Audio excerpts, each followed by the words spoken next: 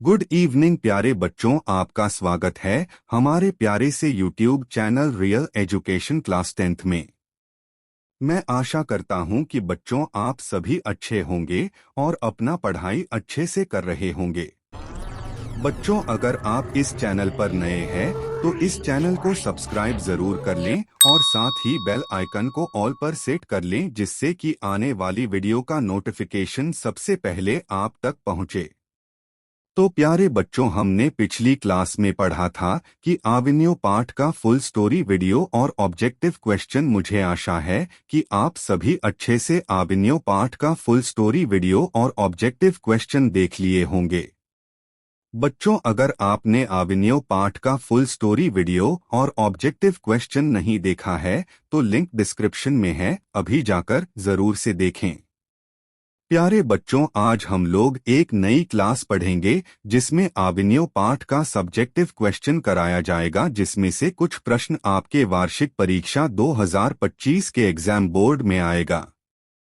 बच्चों, अगर आपको ये वीडियो अच्छा लगे तो एक लाइक जरूर करें और साथ में चैनल को सब्सक्राइब करना न भूलें।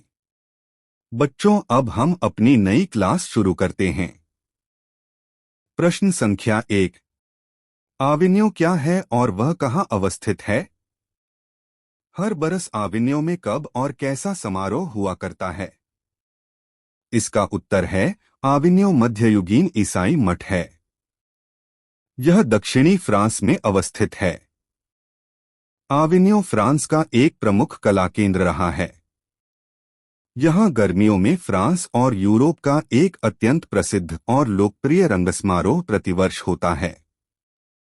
प्रश्न संख्या 2। नदी तट पर लेखक को किसकी याद आती है और क्यों? अथवा आविन्यो पाठ के लेखक को नदी तट पर किसकी याद आती है और क्यों?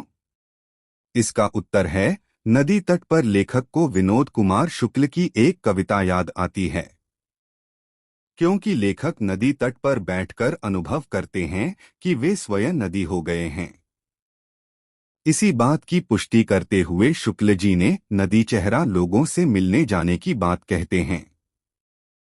प्रश्न संख्या 3। नदी के तट पर बैठे हुए लेखक को क्या अनुभव होता है? इसका उत्तर है नदी के तट पर बैठे हुए लेखक को लगता है कि जल स्थिर है और तट ही बह रहा है। उन्हें अनुभव हो रहा है कि वे नदी के साथ बह रहे हैं। नदी के पास रहने से लगता है कि स्वयं नदी हो गए हैं। स्वयं में नदी की झलक देखते हैं। प्रश्न संख्या 4। किसके पास तटस्थ रह पाना संभव नहीं हो पाता और क्यों? इसका उत्तर है नदी के किनारे और कविता के पास तटस्थ रह पाना संभव नहीं हो पाता, क्योंकि दोनों की अभिभूति से बची नहीं जा सकती। नदी और कविता में हम बरबस ही शामिल हो जाते हैं। निरंतरता नदी और कविता दोनों में हमारी नश्वरता का अनंत से अभिषेक करती है। प्रश्न संख्या 5। लेखक आविन्यो क्या साथ लेकर गए थे और वहां कितने दिनों तक रहे? लेखक की उपलब्धि क्या रही? इसका उत्तर है लेखक आविन्यो में 19 दिनों तक रहे। वे वहां अपने साथ हिंदी का टाइपराइटर, 3-4 पुस्तकें और कुछ संगीत के टेप्स ही ले गए थे।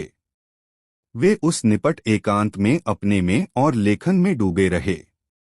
लेखक की उपलब्धि यही रही कि उन्होंने 19 दिनों में 35 कविताएं और 27 गद्य रचनाएं लिखीं। प्रश्न संख्या 6। मनुष्य जीवन से पत्थर की क्या समानता और विषमता है? इसका उत्तर है मानवीय जीवन में सुख और दुख के समय व्यतीत होते हैं। जीवन परिवर्तनशील पथ पर अग्रसर होता है। मानव उतार चढ़ाव देखता है। पत्थर भी मानव की तरह परिवर्तनशील समय का सामना करता है। पत्थर भी शीत और ताप दोनों का सान्निध्य पाता है। मानव अपनी प्राचीन गाथा को गाता है। पत्थर भी प्राचीनता को अपने में सहेजे रखता है। मानव अपनी भावनाओं को प्रकट करता है, परंतु पत्थर मूक रहता है।